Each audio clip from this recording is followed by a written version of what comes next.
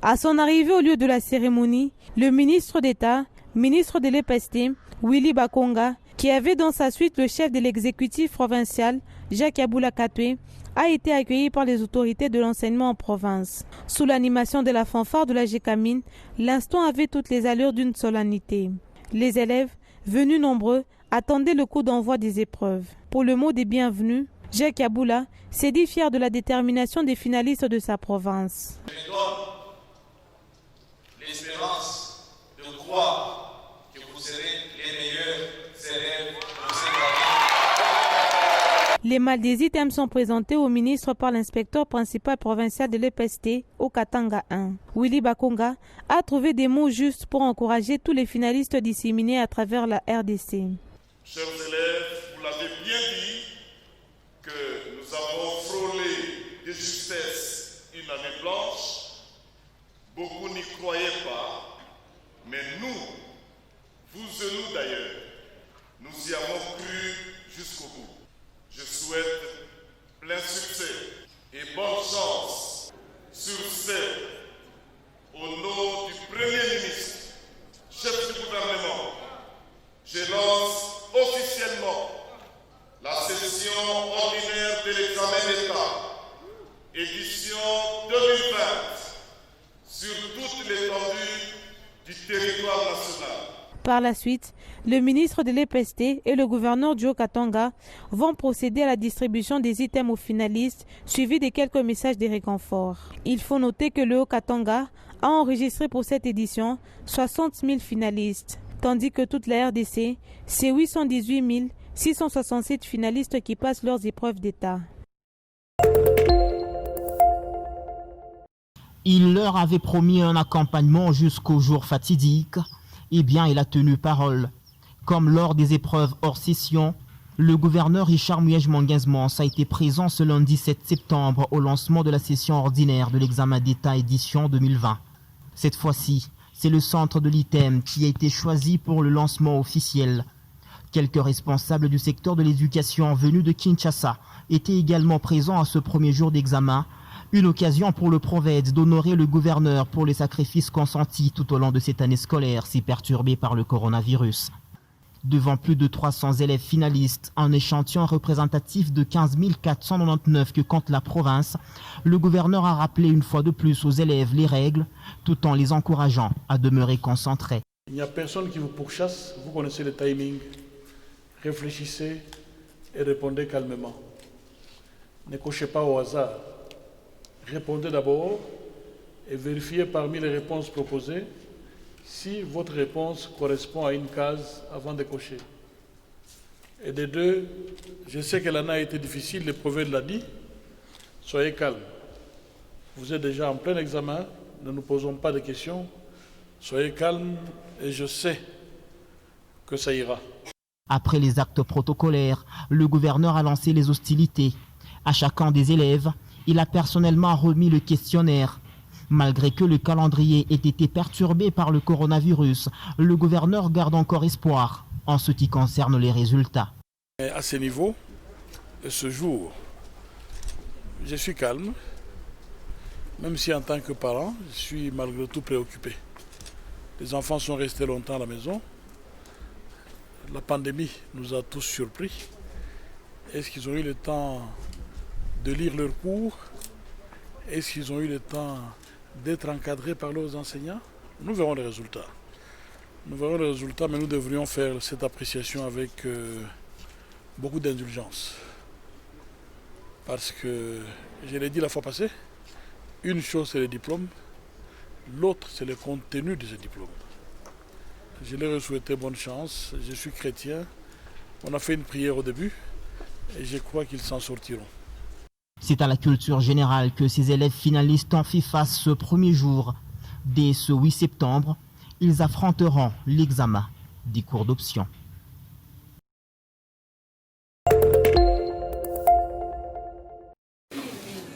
cours là était en train d'être donné C'est dans un contexte particulier que ces épreuves d'état session proprement dites se déroulent au Kasaï central. Sur 25 979 élèves inscrits, 20 135, dont 5 764 filles, ont répondu présentes dans le centre de passation des épreuves. Pour les absences, on note 5 845, dont 1484 filles, qui représentent 25% des filles absentes. Parmi eux se trouvent également ceux du cycle court. Léon Tosso Soloyinda, directeur provincial de l'EPST Kasaï central, tente ici de motiver cette situation. Vous savez, ces derniers temps, il y a un désintéressement des enfants vers les cycles courts. Tout le monde veut faire le cycle long et tout le monde veut faire l'université.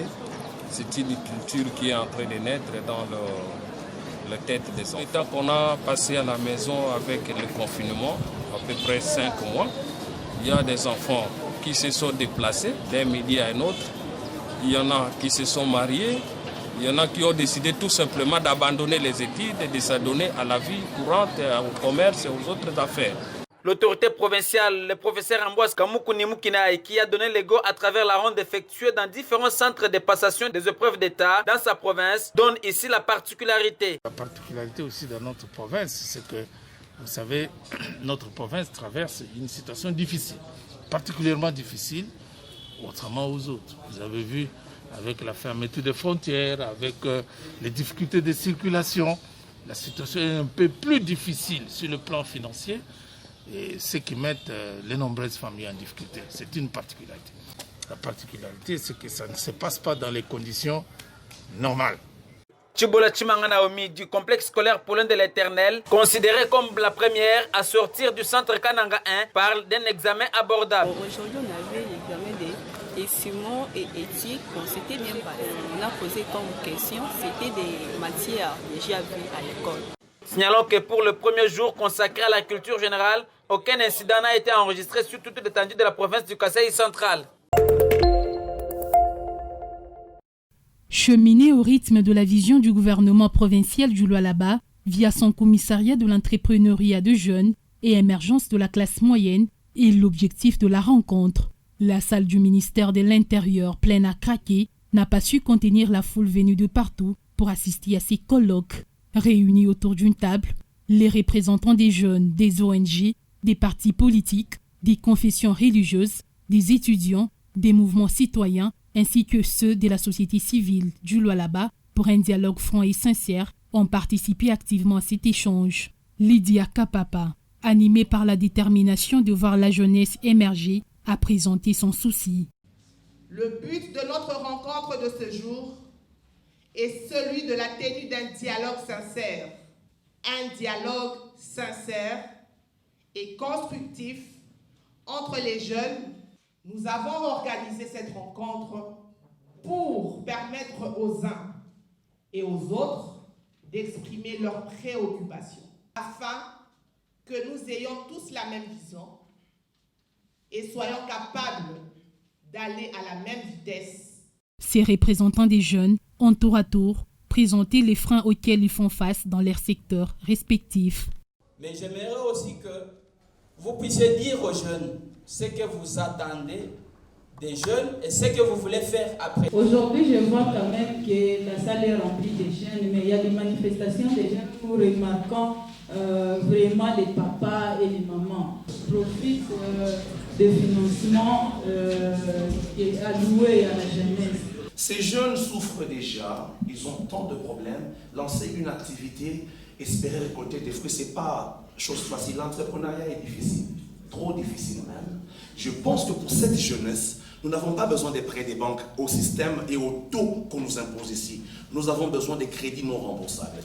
Après avoir développé les sens d'écoute, Lydia Kapapa, la patronne de la jeunesse en province, a éclairé l'opinion et présenté l'objectif poursuivi par le numéro 1 de la province à travers son commissariat. Par rapport à l'entrepreneuriat, chaque province a ses spécificités.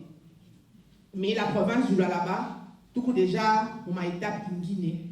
C'est comme ça que nous sommes en train, chaque jour, de penser comment faire pour améliorer. Ces assises s'organiseront désormais 4 fois l'an, a affirmé la commissaire.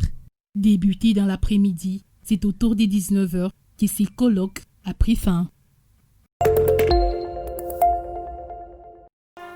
C'était un dimanche pas comme les autres pour l'équipe manguiste Lualaba.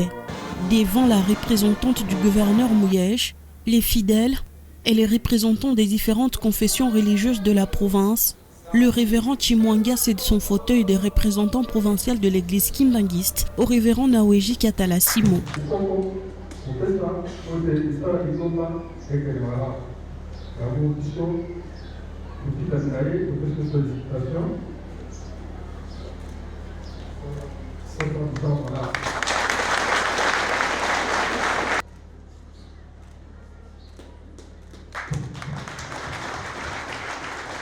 Lydia Kapapa, envoyée du gouverneur à cette cérémonie, a invité le nouveau révérend à suivre l'élan de son prédécesseur, qui a marqué son temps par son implication, surtout dans l'entrepreneuriat des jeunes kimbanguistes. Il a été là avec sa bravoure, avec fermeté et avec rigueur pour que cette église aille de l'avant. Et je demanderai au nouveau entrant, Papa Révérend Naweji, de prendre les pas, d'avoir la même vision que son prédécesseur pour qu'ensemble, ceux qu'il a sémés puissent aller de l'avant. Au nom du gouverneur Mouyej, Lydia Kapapa a rassuré le révérend entrant de l'accompagnement du gouvernement provincial dans toutes les activités de cette église de Simon Kimbangu. Je dirais juste un petit mot d'encouragement au nouveau révérend pasteur Nawezi, que le gouverneur Mouyej et la province du Lualaba sera toujours là pour l'accompagner et pour l'encadrer dans les projets divers.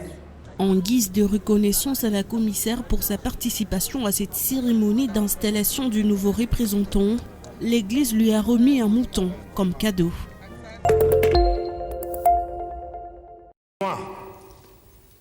Mobutu Sese Seko Kukungbendu Wazabanga, je jure d'observer la Constitution et les lois du Zaïre. Deuxième président de la République démocratique du Congo à l'époque du Zaïre. Il a vécu pendant 32 ans de pouvoir en relation avec le Royaume de Belgique, ancienne métropole de la RDC. Joseph Désiré Mobutu avait dû fuir Kinshasa suite aux pressions de la rébellion de l'Alliance des forces démocratiques pour la libération du Congo AFDEL. Fondateur du MPR, parti unique, CESCOL, comme les Quinois aimaient l'appeler, a longtemps été le maître absolu du Zaïre. Il a dirigé son pays d'une main de fer. Surnommé maréchal, Mobutu estimait que tous les citoyens dès la naissance étaient automatiquement membres du MPR. Il ne tolérait aucune contestation, aucun parti d'opposition. C'est après une longue lutte au début des années 90 que le multipartisme avait été accepté. Décédé de suite du cancer de prostate le 7 septembre 1997, sa dépouille n'est jamais ramenée au pays. Joseph Kabila, l'ancien chef de l'État, avait lors de son discours du 23 octobre 2013 annoncé que des dispositions allaient être prises pour que la dépouille mortelle de l'ancien président Mobutu ainsi que celle de l'ex-premier ministre Moïse Tchombe, décédé en Algérie et enterré en Belgique, soient rapatriées, chose qui n'a jamais été réalisée. Pour sa part, Félix Tshisekedi, à peine élu, s'est engagé dans cette lutte afin que Mobutu soit rapatrié et inhumé dignement.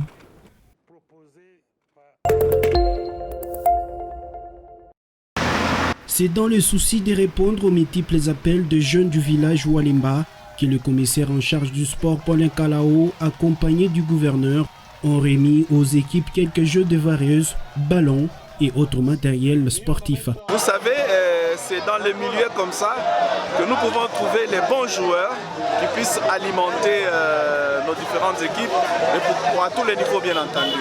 Donc nous sommes très contents de pouvoir remettre ces jeux de varèse et de ballons. Quand on allait du côté Boussanga, nous nous sommes arrêtés ici, la délégation, et les jeunes ont posé un certain nombre de problèmes, parmi lesquels il y avait le problème qui concernait le sport. En échangeant avec le gouverneur, il était d'accord et il a jugé normal qu'on puisse justement encadrer la jeunesse ici. Deux clubs ont bénéficié de ces dons. Il s'agit de Mukunyungu Sport et Salabiano. Ceci dans le but d'étendre les activités sportives un peu partout dans la province du Lualaba. C'est le secteur Mouilou, le secteur Mouilou-Kanzézé. Ils sont organisés déjà en cercle.